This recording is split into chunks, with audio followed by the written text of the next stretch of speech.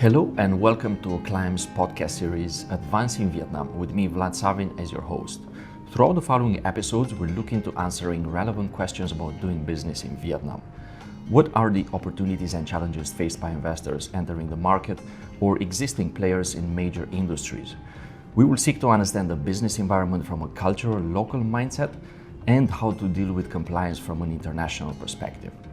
What are the major risks faced by businesses active in the region and how to overcome them? We will dive deep into the compliance environment in Vietnam, discussing processes and procedures, changes in laws, latest official updates from the authorities, and financial governance planning for businesses active in Vietnam. We at Acclaim consider compliance a major asset for foreign investors operating in Vietnam. We emphasize this aspect when speaking with our clients, and we make sure they understand the significant benefits of being compliant. In this episode, I'm discussing with Matthew Lowry, managing partner at Acclaim Vietnam, about the ways corporations and individuals doing business and working in Vietnam can repatriate funds abroad in a compliant and tax-efficient manner, looking at dividends, capital gains, salaries, and other types of income from various revenue sources. Matthew, welcome to our 15th episode of Advancing Vietnam podcast series, and I'm really excited to discuss this topic today, as this is a matter often misunderstood by investors and foreign individuals who most often than not have skewed and unclear perceptions on the processes and procedures involved in repatriating funds from Vietnam. Yeah, thank you, Vlad. Yeah, it's an interesting topic. It is misunderstood.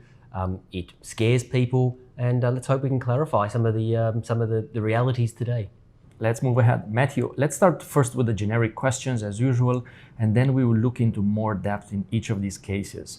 What are the most common ways investors in Vietnam can repatriate funds back to their home country, looking at revenue sources primarily? Yeah, so you got to look at it in two different ways. One is corporate investor, and one is the individual.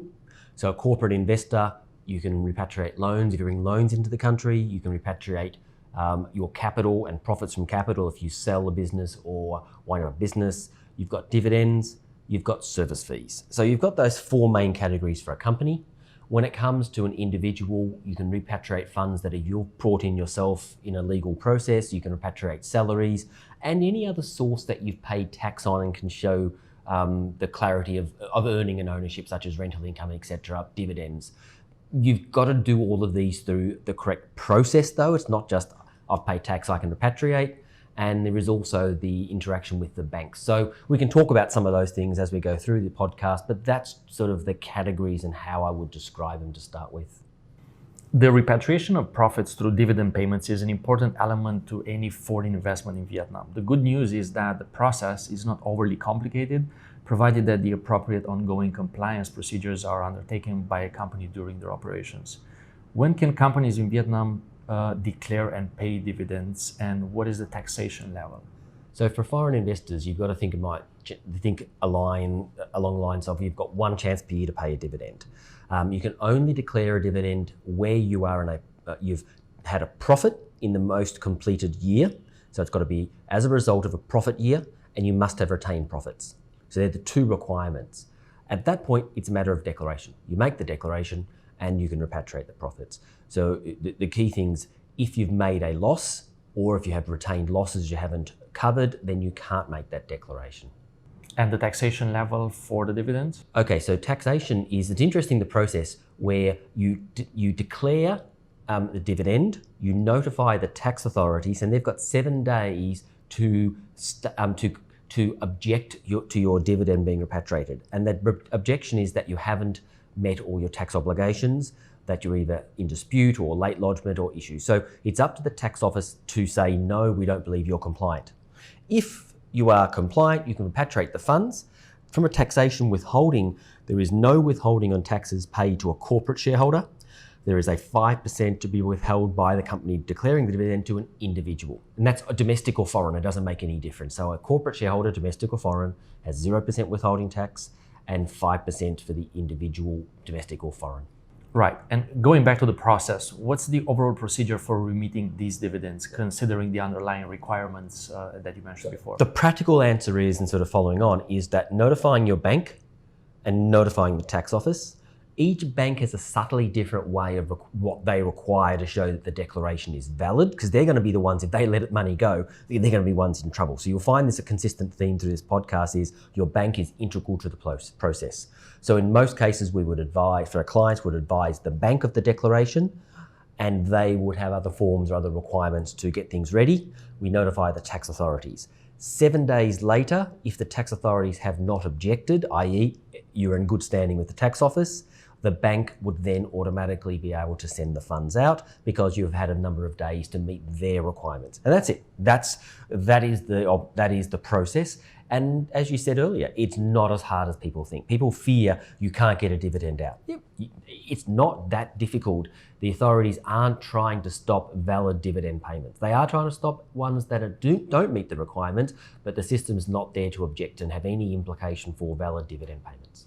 And you mentioned banks before. Are there any banking restraints or regulatory compliance issues which investors should be aware of before undertaking this dividend payout, and what barriers they should expect in this process? So a company must pay dividends. So 3 things has to come through a particular account. So your capital account, and for most investors, that's a direct capital account operated by the company, where dividends, loans, capital, the foreign interaction must go through the capital account. So that is an important thing to understand, that if you don't have your capital account in good order, or if you don't know if you have one, the bank's going to have a very difficult time remitting those funds, because that capital account is a state bank mandated bank account for valid foreign transactions in and out, for capital, dividends, loans and capital. There are some instances, minority shareholdings, where an individual or a company might have an indirect capital account where the money will go to the indirect and then they can send it back, but it will always go through a capital account to get it validly out of the country. So with the bank, that's why making sure that you have planned to make sure you can't put money into a capital account unless the bank agrees and understands, because it might have got to meet the purpose, very specified narrow purposes. Hence why I said this 7-day interaction with the bank allows funding of the capital account, validity of the transactions and the ability to repatriate out. It's just a process because the bank is the policeman when it comes to money flows in and out, and they're the ones that the state bank investigates and the state bank puts the requirements on. So it really is about understanding the individual bank's specific requirements, because they are the gatekeeper. You mentioned before about loans and service contracts. How can investors use these as tools to send capital into and out of Vietnam? And how can they make sure they are compliant in doing so? So loans, we could do a whole podcast just on loans, so I'll keep that brief. If you bring loans in, and if generally you're looking at short-term loans for operating purposes, longer-term, medium-term loans for capital purposes, and your investment license may dictate how much you can bring in, but bring your short-term loan in less than 12 months, if you bring that in for operating, you can repatriate that if it goes through that capital account.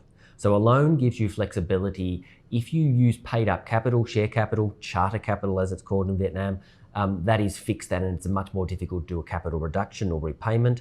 A loan gives you flexibility in and out. So if you have a short-term need, bring a loan in through the capital account, you can repatriate that as you need back through the capital account. So a short-term loan is the most flexible, which has 12 months. You don't need to register that in most cases with the state bank, but that gives you the simplicity for money in and money out. Service contracts are simple, but also they have extra caution when it comes to compliance. So a service contract, an economic contract for provision of something between a foreign party, you can do that, but to pay those funds, you do have to pay withholding tax on the implied profit. There's a rate, usually it's 10% rate. Can be 20% for a non-resident individual, but it's only a 10% withholding.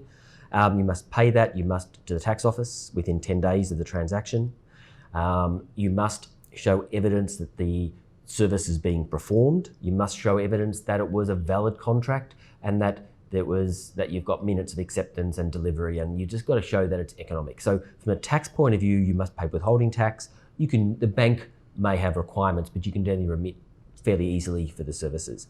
The catch with that is the tax inspectors will go through and look at what did you get for that. So the fact that you can pay it off relatively easily with your withholding taxes sent it abroad, and keep in mind a 10% withholding tax, 5% VAT, 5% CIT versus a 20% corporate tax rate, there are benefits in sending money off via service contracts. The tax office do want to make sure they were economically appropriate and that they were real and not fraudulent transactions. So you do have to have lots of paperwork to defend because they will be questioned. So the simplicity, don't overestimate the compliance requirements behind them.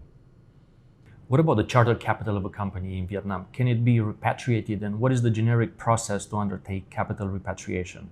And how does this work, especially for companies established in Vietnam under local nominees, so locally owned companies, which essentially are, in comparison with foreign-owned companies, two different structures from this ownership perspective? Let me touch nominees in a moment, which is a dirty word and one we should not be using in Vietnam. I'll come back to that in a second. But generally, charter capital, share capital can be repatriated. If you sell the company, you can send out your capital plus any profits back out. The current process is actually that any transfer of ownership, the seller must make sure the tax is paid, and when there's no known resident seller, so if two offshore parties, one sells, one buys, the Vietnamese company must ensure tax is paid. Still the seller's cost, but that it must make sure the tax is paid on the profit. Most limited liability companies, that's 20% of the gain. So where tax is paid, the transfer can occur, and if the transfer can occur, then your funds can be repatriated. You sell your company, the funds can be repatriated. There is provision though, if the buyer and seller are both offshore, they can pay each other offshore for the difference, and they don't have to bring the money in and out. But if they choose to bring the money in and out of Vietnam, or the buying party is a local, the proceeds will go through that capital account we've mentioned, and the investor can get the money back out with the profits through the capital account. It's not a hard process, but it does require tax compliance, and the transaction itself or the documentation can be more complicated to make sure that the DPI and the process for changing ownership has been followed. There's a few steps to go through, but sending the money off is not the hardest part. Capital account is key if the money comes through Vietnam. There is one more thing, which is a capital reduction. So historically, these were sort of a no-no, just didn't exist. Under the law now, you can do a capital reduction. There are a bunch of requirements, but they are feasible. We do them from time to time. So a capital reduction, so if you had a relatively high charter capital for a particular license may have required it, like a real estate license required $900,000 US dollars in paid up capital to do real estate, to do serviced offices. Maybe with the new law, which has removed that requirement, you only need half the money. Therefore, you could do a capital reduction, repatriate that money back out through the capital account, back out to the investors. And that is something that we see regularly. So that, again, is just a process of getting the approvals, giving it to the bank would release that through the capital account. And what about the locally owned companies? These generally don't have the direct capital account. How can they send money abroad? And that's the nominee situation. So there's no provision in Vietnamese law for nominees. In fact, there's a provision under the investment law that if they believe there is a nominee, there's potential ability for the authorities to contest or deal with those. Because locals don't have capital accounts. Local companies' money can't be repatriated because it is locally generated and there is currency and control restrictions. So if someone uses a local to start a company, a foreign individual, that money they bring in and give to the local can't be sent out. Not legally. There are black market means people do it, but legally you can't send that out. If they then chose to buy the company and put it in their name, which is a common approach we see, they've got to bring money in again to buy their own capital. And that money is stuck in the company or in the country. Theoretically, you've handed that to the other Vietnamese because they were the owner, and you've ended up bringing twice the money in, and only half of that can be sent out later when you wish to sell the company or wind it up. But the first lot of money you came in is local, and there is no provision for Vietnamese nationals for repatriating money, dividends or capital. They can deal with, a locally owned company can have a loan, a foreign loan, and they can have what's called a foreign loan account, which is a type of capital account just for loans, but they can't do dividends or share capital, charter capital.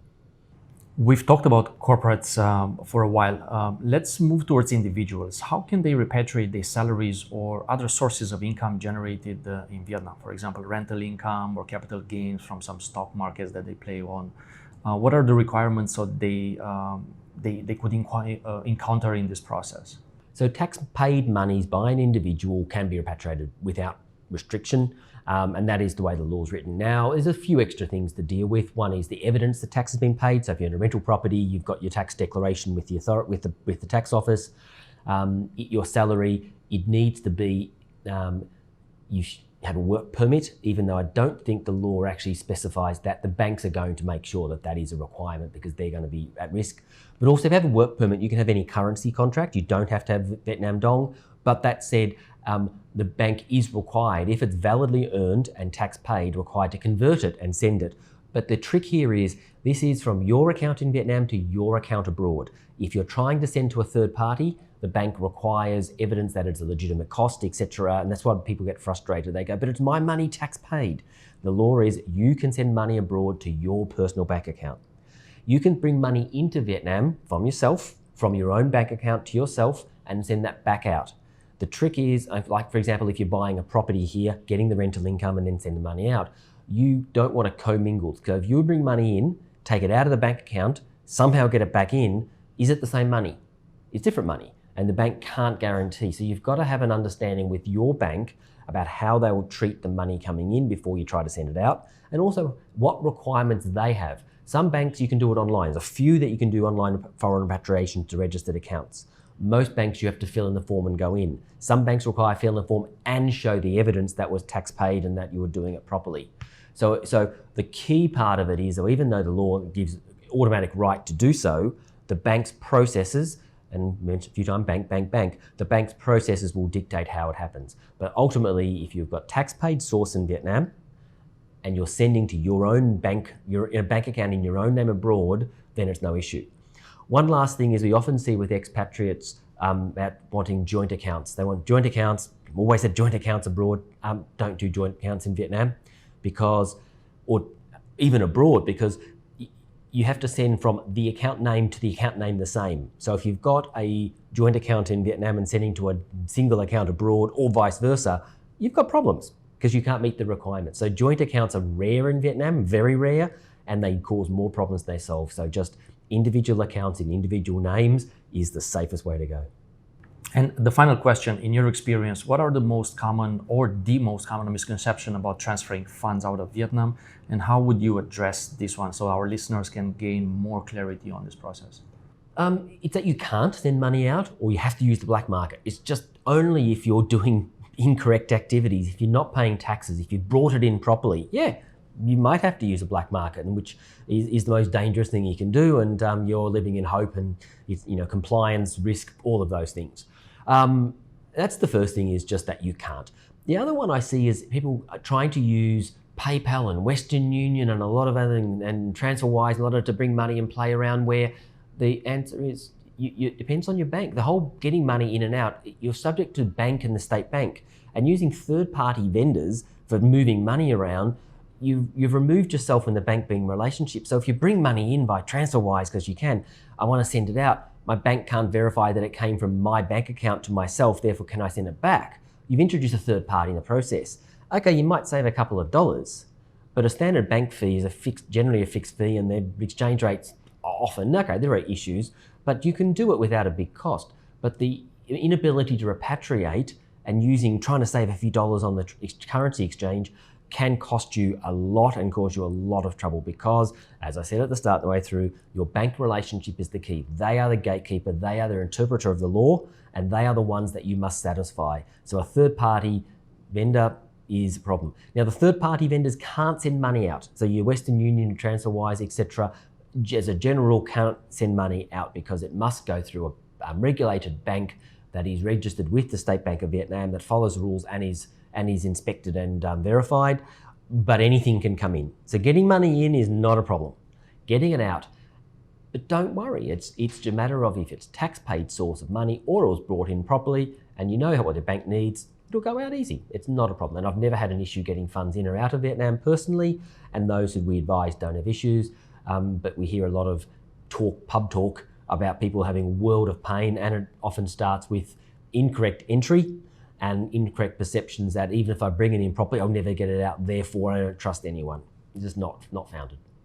Matthew, thanks again for sharing these practical insights, and I do hope that our listeners enjoyed this interesting topic. It is highly relevant for any investor and individual operating and working in Vietnam.